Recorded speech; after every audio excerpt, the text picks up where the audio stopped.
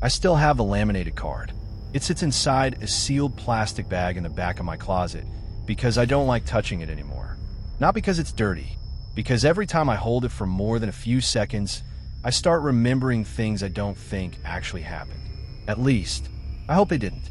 The card has its 7 rules printed on both sides.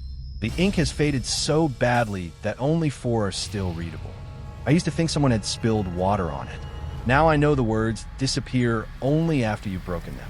I broke 3.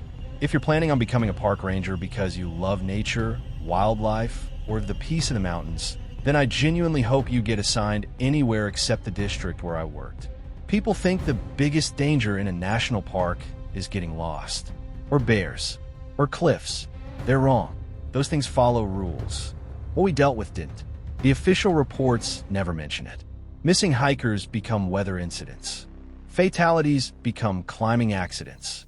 Entire campsites disappear from maps because trail maintenance closed the area. Most visitors go home believing the park is exactly what the brochures promised. That's the way the service wants it. And after everything I saw, I don't blame them. Because if people knew why some trails close without warning, nobody would ever hike after sunset again. I got the job 2 weeks after my 20th birthday. I'd spent 4 years working seasonal ranger positions across smaller parks. Trail maintenance, search and rescue support, wildlife management, the usual stuff. When the email arrived offering me a permanent assignment in Yosemite, I felt like I'd won the lottery. Every ranger dreams about Yosemite. The granite cliffs, the waterfalls, the giant sequoias. It's one of those places that makes you feel small in the best possible way. I accepted the position before I finished reading the email. My mother cried when I told her. Dad spent an hour pretending he wasn't jealous. I packed everything I owned into my pickup and drove west. The first time I saw the valley, I actually pulled onto the shoulder just to stare. Morning sunlight poured over the cliffs. Mist drifted above the trees. The whole place looked unreal. Perfect. It didn't stay that way for long. Orientation lasted 3 days. Most of it was exactly what I expected. Emergency medical procedures, wildfire protocols, radio communication, visitor interaction, search and rescue coordination. Nothing unusual. The strange part happened after everyone else left. Late on the 3rd afternoon, the district chief asked me to stay behind. His name was Richard Hale, 25 years with the service. Military posture, calm voice, the kind of man who measured every word before speaking. When the conference room emptied, he walked to the door, locked it, closed the blinds, then placed a small laminated card on the table between us. Before I give you your patrol area, he said, you need to carry this. I picked it up. Across the top, someone had typed, Night Patrol Addendum. Below it, 7 numbered rules. Rule 1, if you hear a whistle after sunset, do not whistle back. Rule 2, if a hiker tells you they've already spoken with you today, politely apologize and leave immediately. Rule 3, never follow fresh footprints that begin without an obvious starting point. Rule 4, if every bird in the forest suddenly goes silent, stop walking until you hear one again.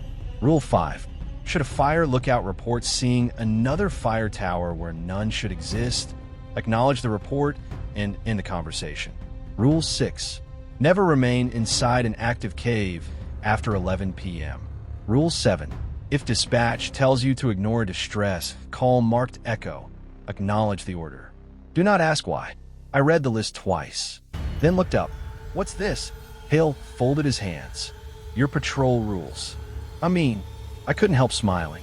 This is some kind of tradition. He didn't smile back. I wish it were. Silence settled over the room. Finally, I asked, who wrote these? He answered without hesitation. I don't know. They were already here when I arrived. That was 25 years ago. I laughed awkwardly. Nobody else did.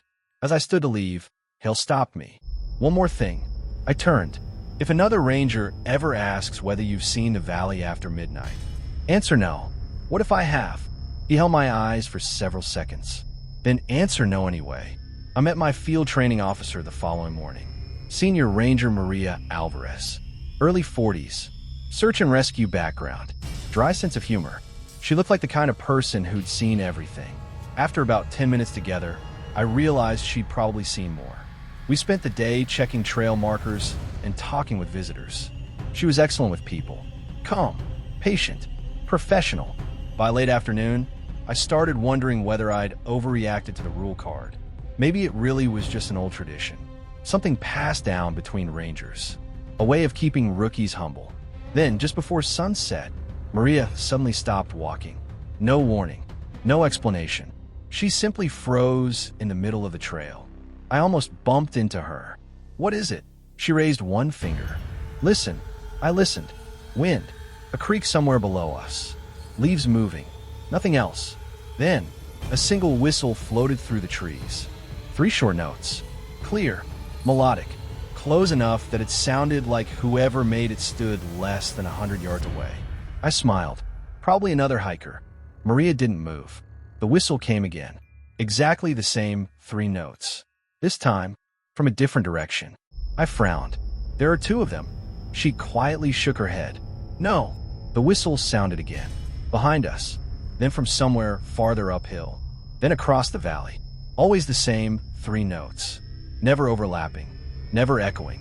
As though one person was somehow moving impossible distances between each whistle. I remembered Rule 1. If you hear a whistle after sunset, do not whistle back. Maria slowly reached for her radio. Without taking her eyes off the trees, she whispered, "We're leaving." We turned around. Neither of us hurried. Neither of us spoke. The whistle followed us all the way back toward the trailhead. Always the same distance away. Always 3 notes. Just as the parking lot came into view, it stopped. Completely. Maria finally exhaled. I looked back toward the forest. The trees stood perfectly still. Then I noticed someone standing just inside the tree line. A park ranger. Green uniform. Campaign hat. Hands behind his back. Watching us. I raised a hand to wave. Maria grabbed my wrist, so hard it hurt. Her voice was barely audible. "Don't." "What?" She never looked away from the figure. "Because you're looking at the only ranger assigned to this trail today." And the man standing in the trees slowly smiled at me. The smile stayed with me all the way back to the ranger station. Not because it looked threatening, because it looked familiar. Not familiar like I'd met him before. Familiar like I'd spent years watching someone smile exactly that way. The corners of his mouth lifted. His eyes didn't. It wasn't the expression of a person. It was someone's best guess at one. I looked back only once before we rounded the bend in the trail. He was gone. Not walking away. Not hiding. Gone. I expected Maria to explain everything once we reached the truck. She didn't. She unlocked the doors, climbed into the driver's seat, started the engine, and drove in complete silence for nearly 15 minutes. Finally, I couldn't take it anymore. "Who was that?" "I don't know." "You just said." "I said you're the only ranger assigned to that trail." She tightened her grip on the steering wheel. "I never said that thing was a ranger." I felt my stomach tighten. "What was it?" "I don't know." "You've seen it before?" "No." "Then how?" "Because every rookie sees one." She glanced at me for less than a second. They just don't all see the same face. Back at the station, the mood felt different. Several rangers had gathered around the dispatch desk. Nobody looked panicked, just tired. One of the older rangers noticed us. "Whistler." Maria nodded once. "Any contact?" "No." "Good." The conversation ended there, like discussing tomorrow's weather. No surprise, no concern, just another day. I pulled Hale aside before he disappeared into his office. "Can I ask you something?" "You just did." "The rules. They're real. I figure that much." "I mean, why?" He sighed. "You'll stop sleeping if you start asking why." Then he walked away. That night, I couldn't sleep anyway. The ranger housing sat only a few hundred yards from the main station. Small cabins tucked among towering pines. Mine was comfortable enough. 1 bedroom, tiny kitchen, wood-burning stove. The kind of place I dreamed about working in. By midnight, I'd given up trying to sleep. I made coffee, read through trail maps, tried distracting myself. Around 12:43, my radio crackled. "Dispatch. Unit 12, possible injured hiker near Sentinel Creek." Another voice acknowledged. Then static. Then a second transmission. Same dispatcher. Same voice. Same location. Word for word. Exactly the same. I frowned. Equipment glitch. It happens. Except, the second transmission ended differently. Ignore echo. Silence. Nobody answered. I remembered Rule 7. If dispatch tells you to ignore distress, call marked echo. Do not ask why. A minute later, another call came. This one clearer. Female voice. Crying. Please. I think my husband fell. I can't find him. Coordinates followed. Sentinel Creek. The exact same location. I reached for my boots. Then stopped. There was no unit number. No dispatcher identification. No acknowledgement tone. Just a crying woman. The radio crackled again. Dispatch returned. Normal this time. All units, disregard previous echo traffic. Resume regular patrol. Nobody questioned it. Not one ranger. I slowly set my boots back down. The next morning, I found myself staring at the rule card during breakfast. Someone sat across from me. It was an older ranger named Ben. Gray beard. Permanent coffee stain on his uniform. He noticed what I was reading. Still got all 7. I looked up. What? The rules. You can read them? Sure. He smiled sadly. I only have 5 left. I frowned. What do you mean? He pulled his own laminated card from his wallet. I almost dropped my coffee. His card really did have only 5 rules. Numbers 3 and 6 had faded completely. Not scratched off. Not damaged. The plastic itself was blank where those rules should have been. What happened? Ben looked away. I broke them. I laughed nervously. Seriously, I am serious. You forgot them? No. They disappeared. When a rule disappears. He folded the card before I could ask another question.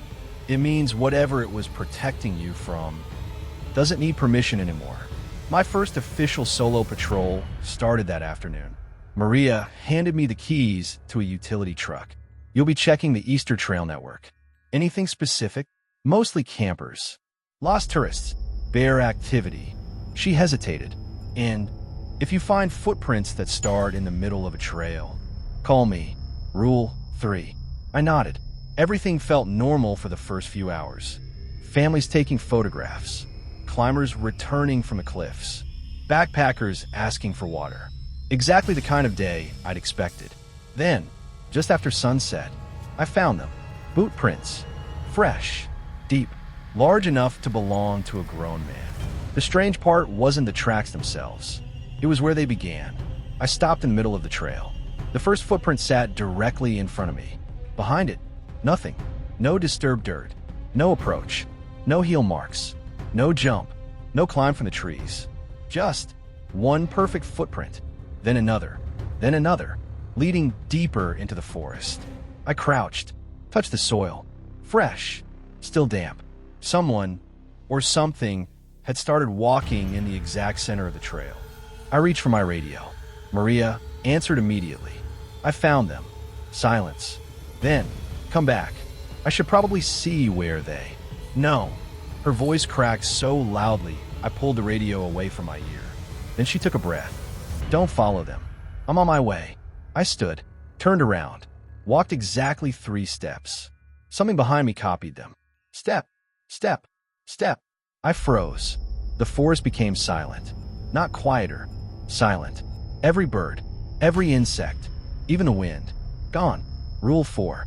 If every bird in the forest suddenly goes silent, stop walking until you hear one again. I stood perfectly still. The footsteps behind me stopped too. My pulse hammered in my ears. I wanted to turn around. Every instinct screamed at me to look. Instead, I stared straight ahead. 30 seconds passed. Maybe a minute. Then I heard breathing. Close enough that it should have been warm against the back of my neck. Slow. Patient. Like someone studying me. Then, a voice whispered, "So, you did read the rules." It sounded exactly like mine. Every muscle in my body locked. The voice behind me wasn't close anymore. It was impossibly close. Close enough that, if it belonged to a real person, their chin would have been resting on my shoulder. I felt nothing. No breath. No warmth. Only the sound. "So, you did read the rules." It laughed quietly. Not cruelly. Almost impressed. I kept staring straight ahead. Rule 4. Don't move until you hear a bird. Seconds crawled by. Then something happened that terrified me more than the voice itself. Whatever stood behind me started walking around me. Slowly. I couldn't see it. but I could hear boots crunching pine needles. Circle once. Pause. Circle again. Each step perfectly measured. Every now and then it stopped directly in front of me. Close enough that I should have seen it in my peripheral vision. There was nothing. Then the footsteps continued. A full minute passed. Maybe longer. Finally, somewhere far off in the trees, a single raven called. One harsh caw. The silence broke instantly. Wind returned. Insects began chirping. Branches creaked overhead. The world started moving again. I didn't run. I wanted to. Instead, I walked back toward the truck exactly as Maria had taught me. Slow, steady, never looking behind me. When I reached the driver's door, I couldn't resist. I glanced back. The trail stood empty. Except the footprints. They had changed. Before, they'd only gone deeper into the forest.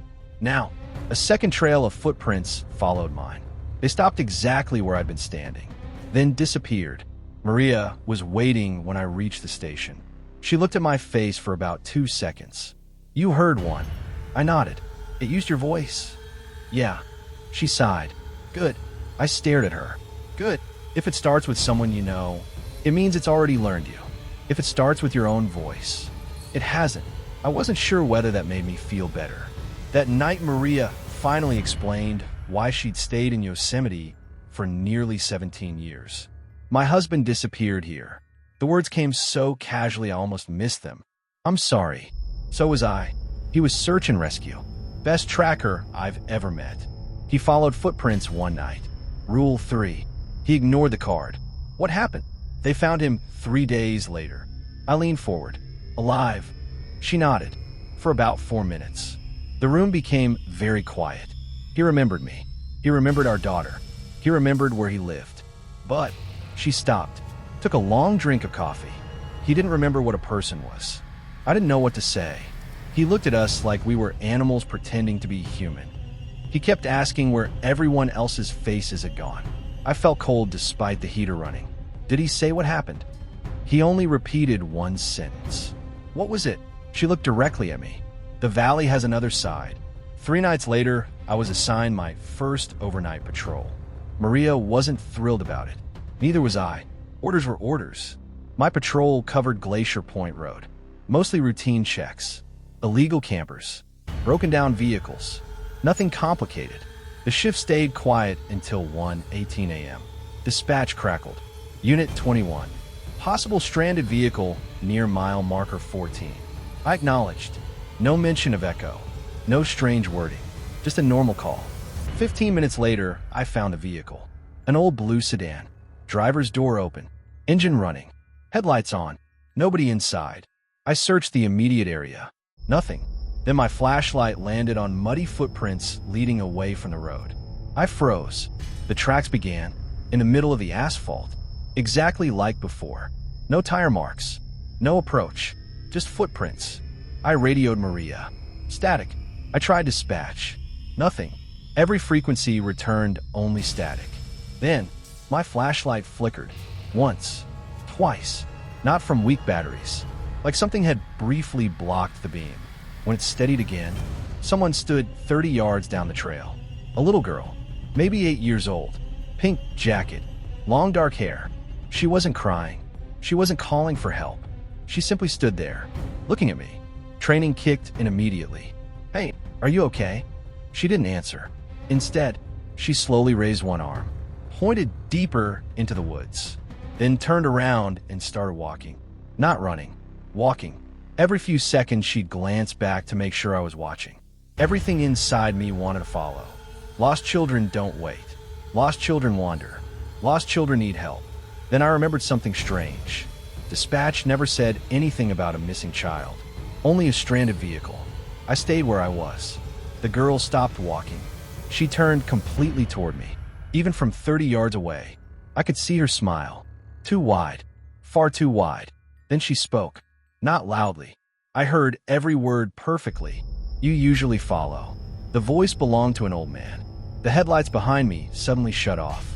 Darkness swallowed the road. I spun around. The sedan had vanished. Not driven away. Vanished. Only empty pavement remained. My flashlight became the only light left. The girl was gone too. No footprints. No movement. Nothing. Then, my radio came back to life. Maria's voice. Sharp. Urgent. Daniel, answer me. I've been trying for 10 minutes. I found a vehicle. What kind?